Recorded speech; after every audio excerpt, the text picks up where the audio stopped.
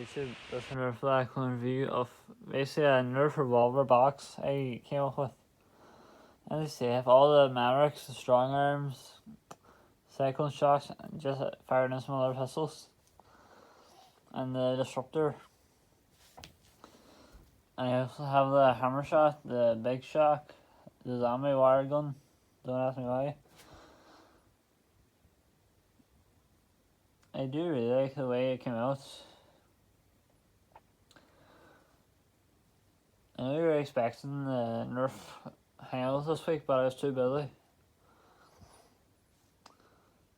So yeah, that's just a quick wee video on what I use for that. Thanks for watching the video. Any likes, support, comments, subs we greatly appreciate. And remember to smash that one. This is Nerf out. Bye.